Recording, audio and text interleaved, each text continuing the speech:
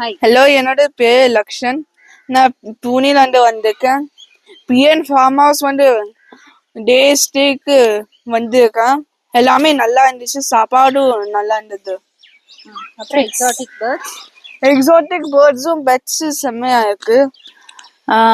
என் பேர் தீபா, கோயம்புத்தூர்லேருந்து ஃபேமிலியோட வந்தேன். இந்த டே அவுட் இது எல்லா இதுவும் எக்ஸாட்டிக் பேர்ட்ஸு, நம்ம ரெப்டைல்ஸு இதெல்லாமே கையில் வாங்கி எடுத்த எக்ஸ்பீரியன்ஸ் நல்லா இருந்தது.